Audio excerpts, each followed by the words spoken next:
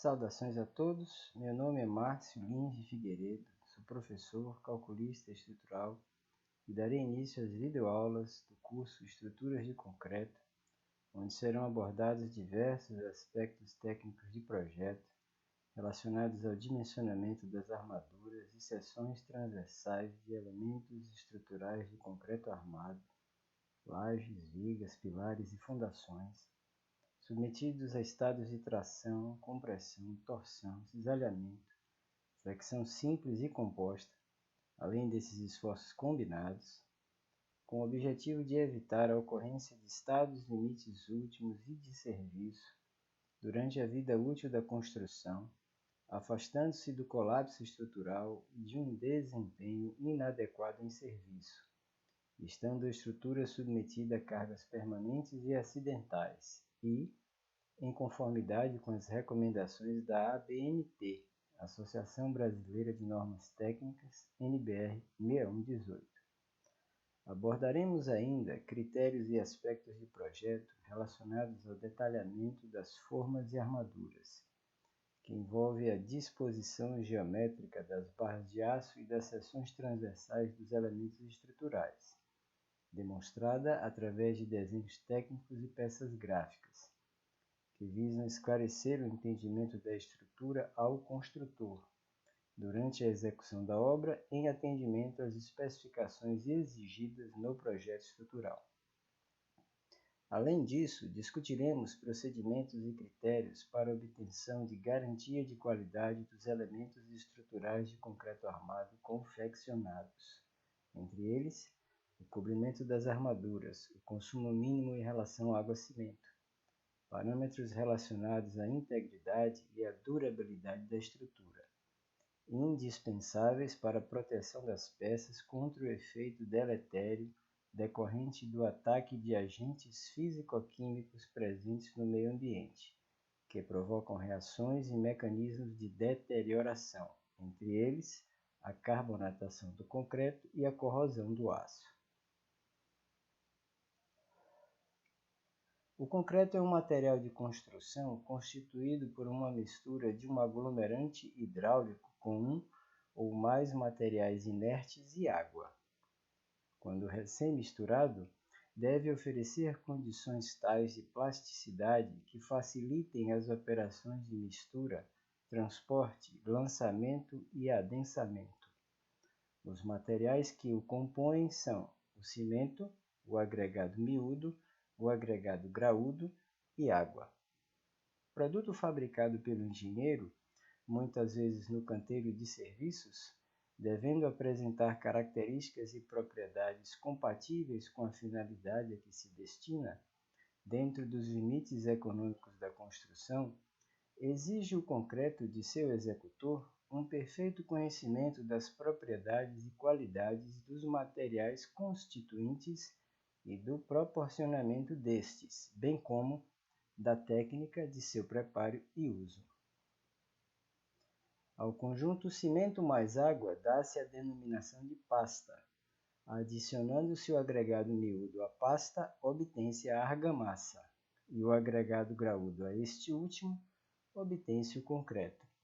A pasta terá a função de envolver os agregados, preenchendo os vazios formados e comunicando ao concreto possibilidades de manuseio quando recém-misturado, e aglutinar os agregados no concreto endurecido, dando um conjunto com certa impermeabilidade, resistência aos esforços mecânicos e durabilidade frente aos agentes agressivos presentes no meio ambiente. A função dos agregados será contribuir com grãos capazes de resistir aos esforços solicitantes, ao desgaste e ação das intempéries, reduzir as variações de volume provenientes de deformações impostas devido à retração, fluência e dilatação térmica, e ainda reduzir o custo da construção. Para a utilização estrutural, o concreto sozinho não é adequado como elemento resistente, pois enquanto apresenta boa resistência à compressão, pouco resiste à tração, cerca de 10% da resistência à compressão. Os esforços solicitantes que atuam nos elementos estruturais são provenientes da ação das cargas permanentes e acidentais, que atuam em lajes, vigas e pilares. Em resposta a essas ações, surgem tensões normais e tangenciais nas seções transversais dos elementos estruturais. Ao suportar o peso de uma parede e apoiar uma laje, uma viga, submetida a um estado de flexão simples, apresenta um determinado comportamento que pode ser entendido como o surgimento das referidas tensões.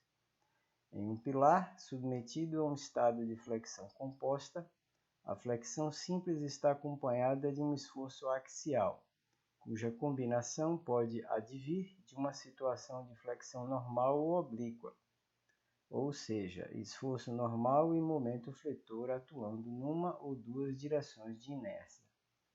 Há ainda carregamentos que levam a outros estados de solicitação, entre eles tração, compressão, cisalhamento, torção ou combinações destes. Cabe ao calculista avaliar o estado de solicitação em que se encontra o elemento estrutural e efetuar o dimensionamento geométrico de seções e armaduras, que garantam equilíbrio estrutural, bom desempenho em serviço e afastamento do que a norma brasileira NBR 6118 denomina de estados limites.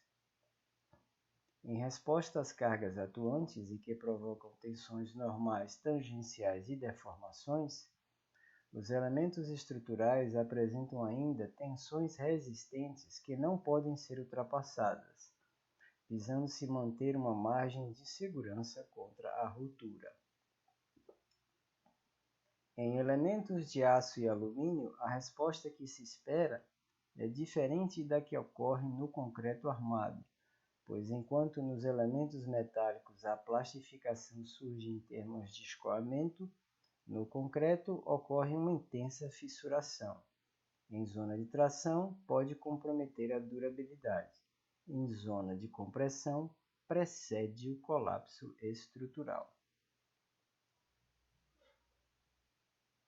Os elementos estruturais de concreto armado apresentam 3 estádios de fissuração antes da ruptura. O primeiro, denominado de estádio 1, representado na imagem como a zona situada entre o apoio e a carga concentrada, ocorre quando as cargas atuantes no elemento ainda não atingiram seus valores máximos.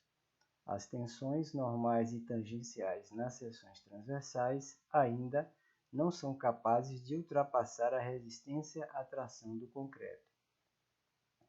Tal situação pode ser representada, por exemplo, após a desforma da viga durante a execução da obra.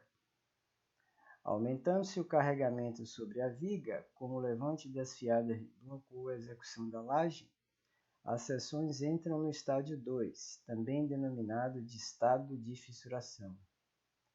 Nessa condição, representada pelo trecho entre cargas concentradas, as tensões resistentes de tração foram ultrapassadas pelas tensões atuantes e inicia-se o processo de fissuração.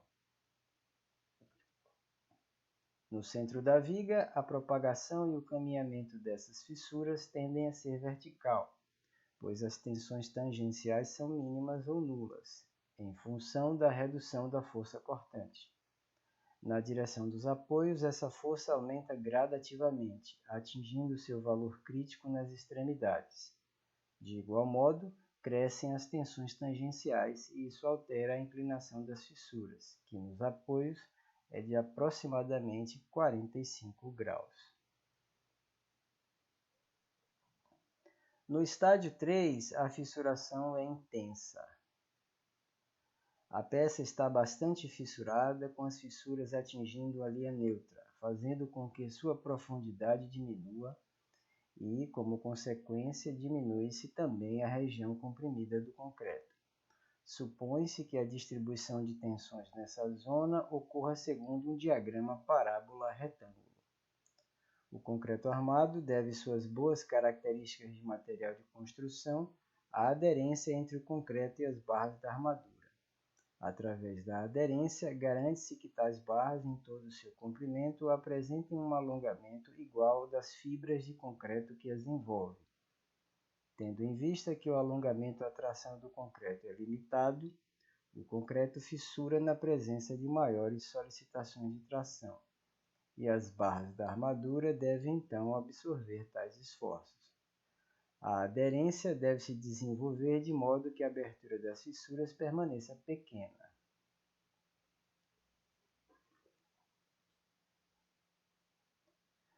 Portanto, o concreto armado apresenta 3 estágios de fissuração antes da ruptura. No estádio 1, o concreto não está fissurado na zona de tração da seção transversal e absorve tais forças sem auxílio das armaduras. As tensões de flexão podem ser calculadas pelo momento de inércia da seção bruta, através das expressões da resistência dos materiais. No estádio 2, o concreto está fissurado na zona tracionada. As forças de tração devem ser totalmente absorvidas pela armadura. A seção efetiva é constituída apenas pela zona comprimida e pelas barras de aço tracionadas. No estádio 3, também chamado de estádio de ruptura, o concreto está na iminência do colapso estrutural, que pode ocorrer por alongamento plástico excessivo da armadura tracionada ou esmagamento do concreto comprimido. As normas técnicas de projeto denominam esta fase de estado limite último. O concreto armado apresenta vantagens e desvantagens quanto ao seu uso estrutural. As vantagens são as seguintes: apresenta boa resistência à maioria das solicitações, tem boa trabalhabilidade e por isso adapta-se a várias formas, dando maior liberdade ao projetista. Permite obter estruturas monolíticas, o que não ocorre com as de aço, madeira e pré-moldadas. Existe aderência entre o concreto já endurecido e o que é lançado posteriormente, facilitando a transmissão de esforços. As técnicas de construção são razoavelmente dominadas em todo o país. Em diversas situações, pode competir com as estruturas de aço em termos de viabilidade econômica. É um material durável desde que seja bem executado, conforme as normas técnicas da ABNT, Associação Brasileira de Normas Técnicas. Apresenta durabilidade e resistência ao fogo superiores em relação à madeira e ao aço, desde que os cobrimentos da armadura e a qualidade do concreto estejam de acordo com as condições do meio em que está inserida a estrutura. É resistente a choques e vibrações, efeitos térmicos, atmosféricos e desgastes mecânicos. Dentre as desvantagens, a opção do concreto armado como material de construção resulta em elementos com maiores dimensões que o aço, o que com seu peso específico elevado, de 25 kN por metro cúbico, acarreta um peso próprio muito grande, limitando seu uso em determinadas situações ou elevando bastante o seu custo. As reformas e adaptações são muitas vezes de difícil execução. É bom condutor de calor e som, exigindo em casos específicos a associação com outros materiais para sanar esse problema. São necessários um sistema de formas e a utilização de escoramentos de madeira, que geralmente precisam permanecer no local até que o concreto alcance resistência adequada. Usualmente, a desforma ocorre da seguinte forma: 3 dias para os pilares, entre 7 e 21 dias para as vigas e 28 dias para as lajes maciças. A desforma dos elementos confeccionados com concreto moldado in loco pode levar até 28 dias para permitir a continuidade da obra ou de parte dela, onerando o custo do empreendimento em função dos prazos de execução. As cargas atuantes nas fundações são maiores se comparadas a outros materiais de construção, entre eles madeira e aço.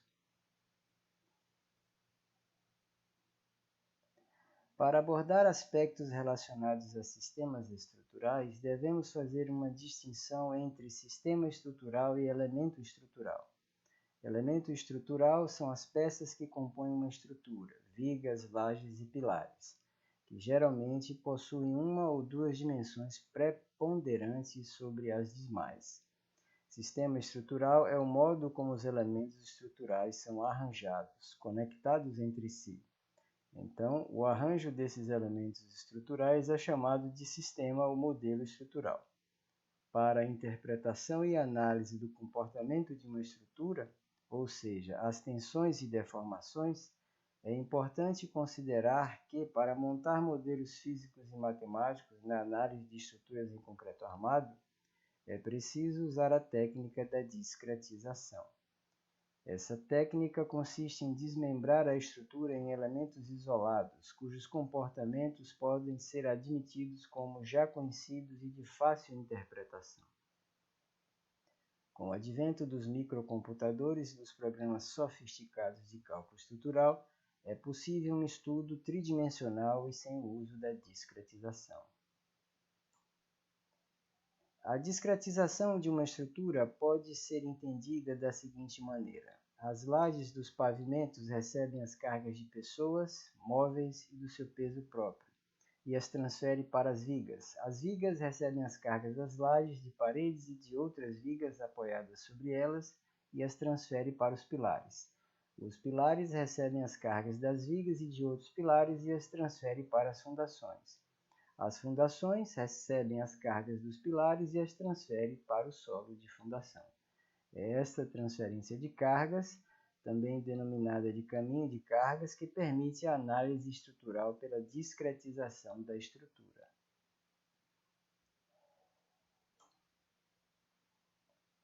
É importante observar que a sequência construtiva é inversa à transferência de cargas da cobertura à fundação.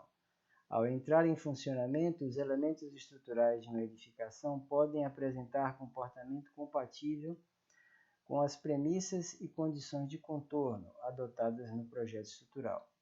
Em estruturas moldadas in loco, o concreto chega fresco à obra, passa por diversas etapas construtivas, entre elas transporte, lançamento, adensamento, acabamento, cura e tratamento de juntas, cujo resultado deve apresentar uma estrutura monolítica, onde as tensões normais e tangenciais em cada elemento possam ser resistidas com segurança e as cargas transferidas até o terreno por efeito da ação da gravidade.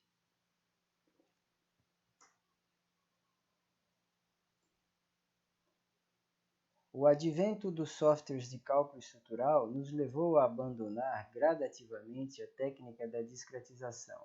Neste, a análise estrutural é tridimensional, alcança um elevado grau de precisão, sendo auxiliada por procedimentos matriciais sofisticados como o método dos elementos finitos.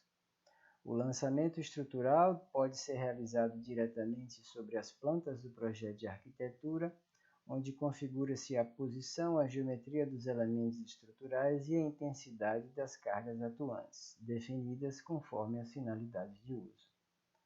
A estrutura construída deverá apresentar um comportamento compatível com os resultados apresentados pelo software, e isso irá depender de uma série de premissas adotadas, entre elas rigidez de ligações, não linearidades físicas e geométricas, análises em regime elástico linear, não linear ou plástico.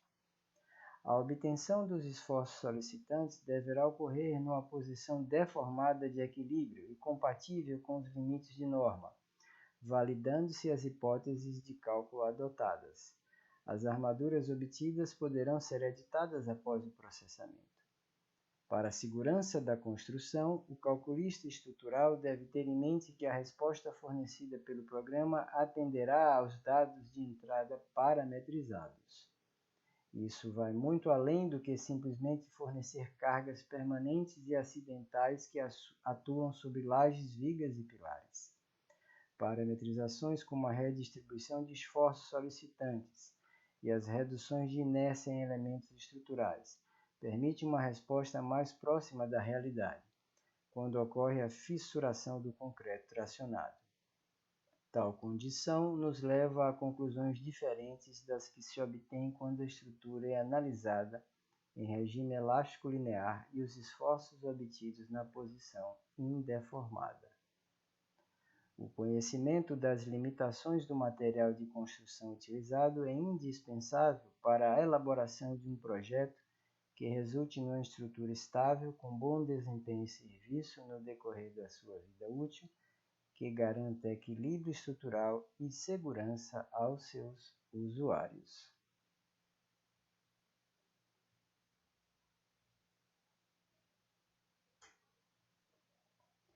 Em alvenarias estruturais não se utilizam pilares e vigas. As paredes, aqui denominadas de autoportantes, compõem a estrutura da edificação e distribuem as cargas provenientes de lajes e de outras paredes, uniformemente ao longo das fundações.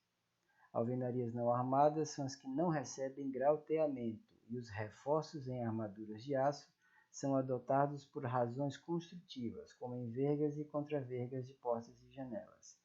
Visando-se evitar manifestações patológicas futuras, como trincas e fissuras provenientes da acomodação da estrutura, movimentações por efeitos térmicos e concentração de tensões.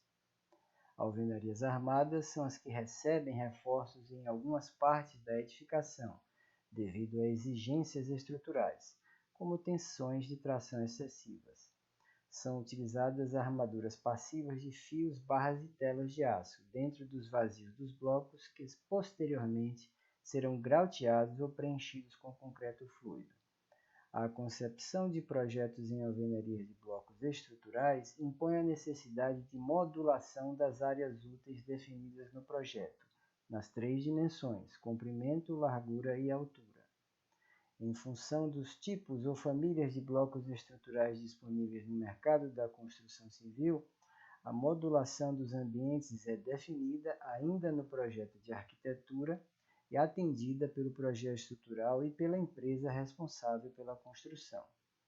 Para alcançar a viabilidade técnica proposta por essa alternativa, não se admitem rasgos e enchimentos para instalação de redes de água e eletricidade. As fiadas de bloco deverão ser concatenadas sem a necessidade de complemento de peças ou assentamento de partes de blocos nas fiadas. Com o objetivo de obter segurança jurídica e padronizar a elaboração de projetos, a execução e o controle de obras na construção civil, garantindo-se o equilíbrio estrutural e qualidade ao produto final, a Associação Brasileira de Normas Técnicas regulamenta os procedimentos técnicos de projeto por meio de normas específicas. No caso de estruturas, as de maior relevância são as seguintes: NBR 6118, Projeto de Estruturas de Concreto, Procedimento. Estabelece os requisitos mínimos para o projeto de estruturas de concreto simples, armado e protendido. Aplica-se a estruturas de concreto normais identificados por massa específica seca entre 2.000 e 2.800 kg por metro cúbico, consideradas como pertencentes do grupo 1, as estruturas projetadas com concretos cuja resistência característica à compressão fique compreendida entre 20 e 50 MPa, e do grupo 2, aquelas cujo FCK esteja compreendido entre 55 e 90 MPa. NBR 6120, Cargas para cálculos de estruturas de edificações. Estipula as ações mínimas a serem consideradas no projeto de estruturas de edificações, quaisquer que sejam sua classe e destino, salvo os casos previstos em normas brasileiras específicas. NBR 8681, Ações de segurança nas estruturas, procedimento. Fixa os requisitos exigíveis na verificação da segurança das estruturas usuais da construção civil e estabelece as definições e os critérios de quantificação das ações e das resistências a serem consideradas no projeto das estruturas. NBR 14931, Execução de estruturas de concreto, procedimento. Indica os requisitos gerais e detalhados para a execução de estruturas de concreto cujos projetos foram elaborados de acordo com o NBR 6118. NBR 6122, Projeto e execução de fundações. Especifica os requisitos a serem observados no projeto e execução de fundações superficiais e profundas de todas as estruturas da engenharia civil. NBR 7190, Projeto de estruturas de madeira. Fixa as condições gerais que devem ser seguidas no projeto, na execução e no controle de estruturas correntes de madeira, como pontes, pontilhões, coberturas e pisos. NBR 8800, projeto de estruturas de aço e estruturas mistas de aço e concreto para edifícios. Com base no método dos estados limites, estabelece os requisitos básicos que devem ser obedecidos no projeto de estruturas de aço e de estruturas mistas de aço e concreto de edificações, nas quais os perfis de aço sejam laminados ou soldados, e as ligações sejam executadas com parafusos ou soldas. NBR 9062, para projeto e execução de estruturas de concreto pré-moldado. Define os requisitos mínimos para o projeto, a execução e o controle de estruturas de concreto pré-moldado, armado ou protendido. NBR 6136, blocos vazados de concreto simples para alvenaria. Designa os requisitos mínimos para a produção e aceitação de blocos vazados de concreto simples destinados à execução de alvenaria com ou sem função estrutural. NBR 5739 especifica o método de ensaio para a determinação da resistência à compressão de corpos de prova cilíndricos de concreto moldado conforme a NBR 5738 e testemunhos extraídos conforme a NBR 7680. NBR 12655 para concretos de cimento Portland. Fixa os requisitos mínimos para a verificação da conformidade do concreto produzido por amostragens estatísticas, através do rompimento dos corpos de prova, levando-se em conta as propriedades do concreto fresco e endurecido e suas verificações, a composição, o preparo e o controle do concreto, aceitação e recebimento do produto fornecido. E, por fim, a NBR 7680, que estabelece os requisitos exigíveis para os processos de extração, preparo, ensaio, análise de testemunhos de estruturas de concreto, para os casos de não conformidade indicados na NBR 12655. Por hora é só. Na próxima videoaula abordaremos os aspectos técnicos das propriedades do concreto no estado fresco e endurecido. Até lá!